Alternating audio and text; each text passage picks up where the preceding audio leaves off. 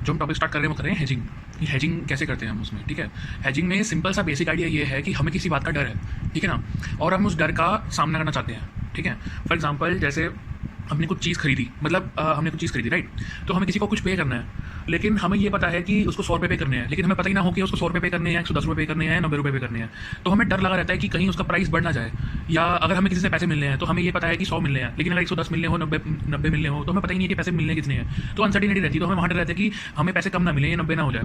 तो यही केस रहता है इम्पोर्टर एक्सपोर्टर के साथ। इम्पोर्टर क्या सोचता है हमेशा, इम्पोर्टर हमेशा ये सोच के चलता है किसी भी हाल में कि जब भी वो कुछ इंपोर्ट करता है तो उसको वो पैसे पे करने हैं, ठीक है ना। तो ये सोच के चलता है कि उसको पैसे पे, मतलब जैसे मान लो उसने 100 रुपये का सामान मंगाया तो उसको 110 रुपये पे करने ना पड़ जाए बिकॉज ऑफ फॉरेन एक्सचेंज, ठीक है। तो इसके लिए हम क्या करते हैं, हेजिंग करते हैं। हेजिंग से क्या होता है कि हम वो 10 रुपये का जो लॉस होता है ना, वो 10 रुपये के लॉस को 10 रुपये के प्रॉफिट से हम सेट ऑफ कर देते हैं, और ताकि सेट ऑफ करने से क्या होता है कि वो सेट ऑफ हो जाता है और हमारा लॉस जो है वो जीरो जाता है। तो उस लॉस को बचाने के लिए हम ऐसी कुछ स्ट्रैटेजी करते हैं कि ताकि हमें साथ में 10 रुपये का प्रॉफिट भी हो और वो लॉस 10 रुपये का जो है वो कट ऑफ हो जाए।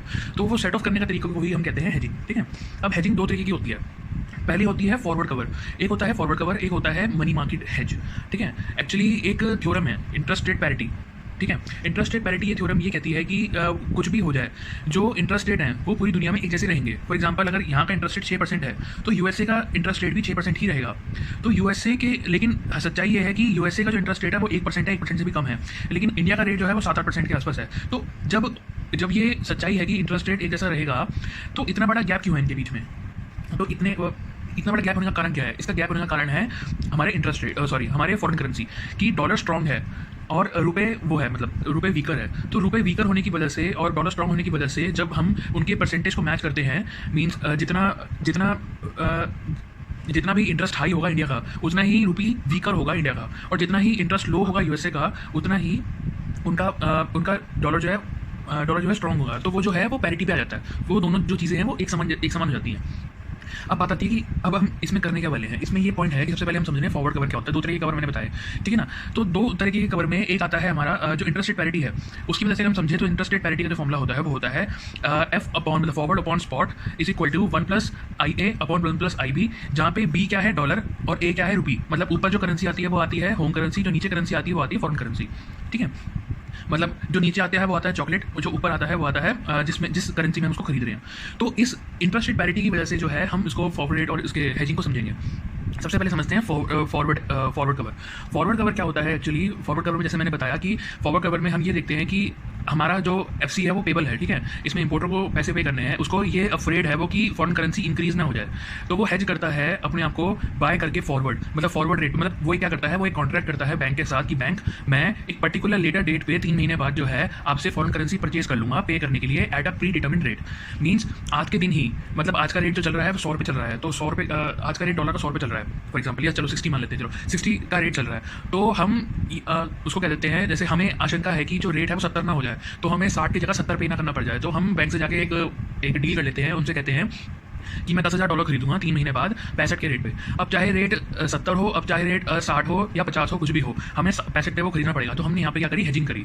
तो अगर इनकेस रेट अगर 68 हो जाता है फॉर एग्जाम्पल, तो हमें 3 रुपये का फायदा है, क्योंकि हमें 65 पे करने पड़े, हमें 65 रुपये में ही हमें डॉलर मिल गए, हमें 68 पे नहीं करने पड़े, तो हमें 3 रुपये का यहाँ फायदा हो गया। तो ये होती है हेजिंग। फॉरवर्ड कवर में हम कैसे, जैसे फॉर एग्जाम्पल हम यहाँ पे एग्जाम्पल लेके चलते हैं, इसमें दो तरीके के सम होते हैं, टाइप 1 सम होते हैं और टाइप 2 सम होते हैं। टाइप 1 सम में हम क्या करते हैं कि जो आज के दिन खड़े हैं, मतलब इसको कहते हैं एक्स एंटे सम्स। एक्स एंटे मतलब आज के दिन, मतलब बिफोर द फैक्ट मतलब जब हमें, मतलब फॉर एग्जांपल आज हमने कॉन्ट्रैक्ट कर लिया, तो आज हम अपना प्रॉफिट एंड लॉस निकालना चाहते हैं, ठीक है। और दूसरा होता है टाइप 2 सम, जिसको कहते हैं after the fact. After the fact में क्या होता है एक्चुअली, मींस हम 3 महीने के बाद हम कॉन्ट्रैक्ट आज के दिन कर लेते हैं, लेकिन हम 3 महीने बाद अपना जिस दिन एग्जीक्यूशन होता है डील का, उस एग्जीक्यूशन की डेट पे हम अपना प्रॉफिट एंड लॉस निकालते हैं।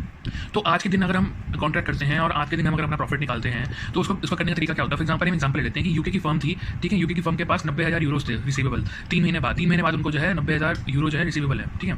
जो स्पॉट रेट इतना चल रहा है, और फर्म जो है उसको, मतलब फर्म को डर लग रहा है कि जो डॉलर का रेट है वो डॉलर का रेट गिरना चाहे 3 महीने बाद, तो उसने क्या करा, फॉरवर्ड रेट पे 3 महीने फॉरवर्ड रेट पे उसने एक हेजिंग कर ली।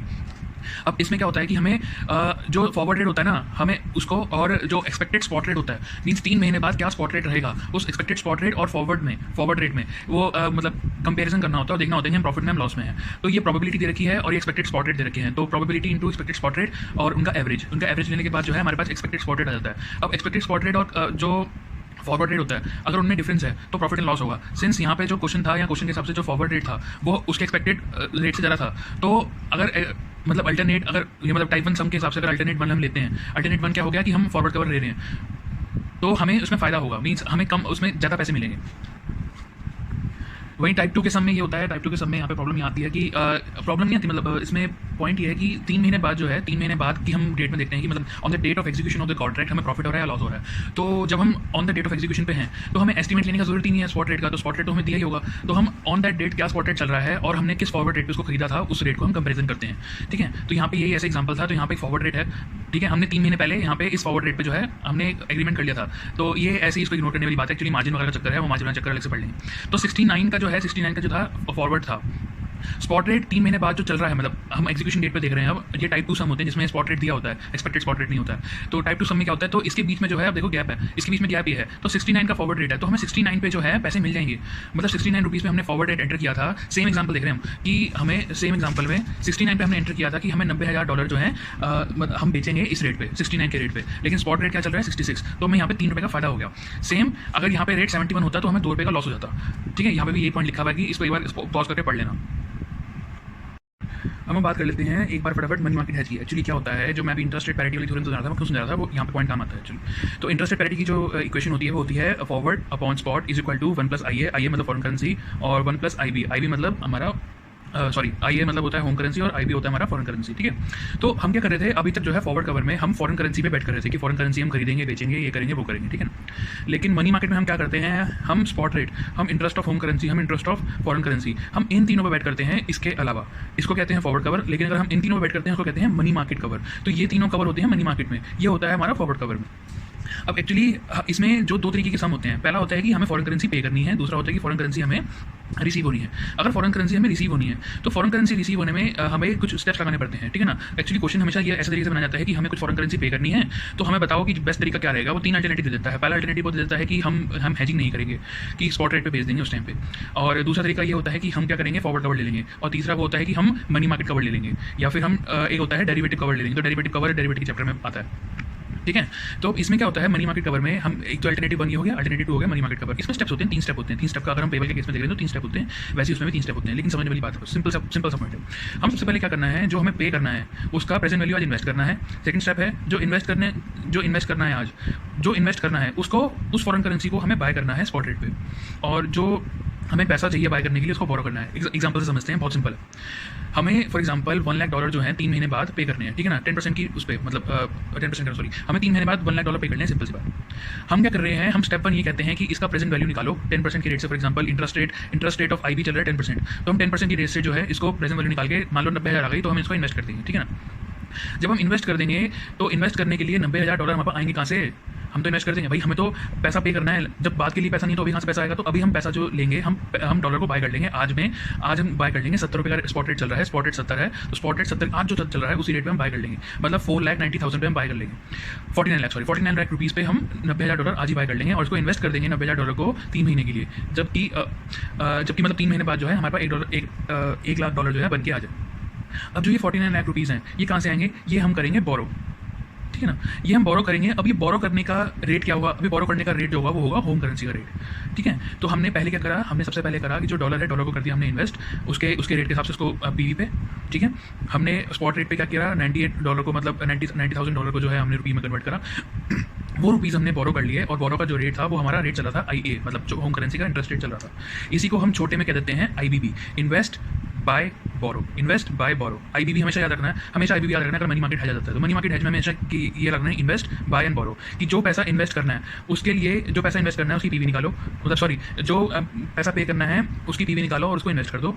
इस पैसे को मतलब $90,000 लाने के लिए हम इसको बाय करेंगे हम होम करेंसी में, और होम करेंसी को जो है हम इन्वेस्ट कर देंगे, तो उसका IBB का वो बनता है। ठीक है ना, अब इसमें एक फटाफट एग्जांपल देख लेते हैं। एग्जांपल में ये था कि हमें 40,000 उसमें डॉलर पे करने थे। स्पॉट रेट ये चल रहा था, 6 महीने का स्वैप पॉइंट ये था, तो स्वैप पॉइंट करके हमने फॉरवर्ड रेट निकाल लिया। फिर इंटरेस्ट रेट था, इंटरेस्ट रेट हमारे पास इतना इतना परसेंटेज गिवन है, मतलब आस्क और बिड रेट दोनों है, ये भी आस्क और बिड रेट है, ठीक है ना। तो हमें एडवाइस करना है कि फॉरवर्ड कवर लेना है या मनी मार्केट कवर लेना है, ठीक है ना। तो फॉरवर्ड कवर हम लेते हैं तो हम क्या करेंगे, 6 महीने का मतलब वो देखेंगे कि 6 महीने में सर ने यहाँ पे निकाला था, मैंने यहाँ निकाल दे रहा। तो हम क्या करेंगे, रुपी का आउटफ्लो 6 महीने बाद कितना होगा। 6 महीने बाद जो रेट चल रहा है वो ये चल रहा है 71.3 इंटू ये, और तो ये हमारा जो है 6 महीने बाद जो है रुपी का आउटफ्लो होगा। लेकिन यहीं अगर हम मनी मार्केट हेज में देखते हैं तो मनी मार्केट हेज में हम लगाएंगे IBV, ठीक है ना। तो $4,000 जो थे वो जो इंटरेस्ट रेट चला था 4% चला था, उधर देख लियो। तो 4% रेट के हिसाब से जो है हमने 6 महीने के लिए इसको जो है यहाँ पे इतने अमाउंट को हमने इन्वेस्ट करना है, ठीक है ना। ये अमाउंट हमारा इन्वेस्ट हो जाएगा। एक्चुअली हम यहाँ डिस्काउंटिंग कर रहे हैं, तो 6 महीने में अपने यहाँ पे कंपाउंडिंग हो जाएगी। तो 6 महीने बाद कंपाउंडिंग होने के बाद $4,000 ही बन जाए, $40,000 ही बन जाएंगे, ठीक है ना। तो हम इस इतने डॉलर को आज के स्पॉट रेट पे खरीद लेते हैं। तो रुपी उसके लिए कितने रिक्वायर्ड है, इतने रिक्वायर्ड है, तो इतने रुपी रिक्वायर्ड को हम बोरो कर लेंगे जो रेट चल रहा था रुपी के रेट के हिसाब से 6 महीने के लिए। तो जब हम यहाँ पे रुपी का आउटफ्लो निकालते हैं कि 6 महीने बाद हमें कितना रुपी देना पड़ेगा, मतलब बैंक को जो हमने बोरो किया था वापस करना पड़ेगा, तो इतना आता है। तो अगर हम इसको और फॉरवर्ड कवर को हम मैच करते हैं तो पता चलता है कि जो आउटफ्लो है वो कवर हमारा मतलब अल्टरनेटिव बन ज़्यादा अच्छा है, ठीक है। फॉरवर्ड कवर लेना ज़्यादा अच्छा था मनी मार्केट कवर के हिसाब से। अच्छा, अब बात करते हैं केस 2 की। केस 2 होता है कि फॉरेन करेंसी रिसीवेबल है, हमें रिसीव करनी है फॉरेन करेंसी। तो फॉरेन करेंसी रिसीवेबल में बस कोड अलग हो जाता है। कोड के बाद होती है बोरो सेल इन्वेस्ट, ठीक है ना। कि हम क्या करते हैं, जो पैसा आने वाला है, ठीक है ना, जो पैसा आने वाला है उसकी प्रेजेंट वैल्यू को आज हम बोरो कर लेते हैं, ठीक है ना। उसको सेल करके हम जो दूसरी करेंसी को इन्वेस्ट कर देते हैं। बस उसका अलग तरीका है, एक बार इसको ध्यान से पढ़ने वाली बात है, उसमें समझ आ जाएगा, कोई दिक्कत नहीं।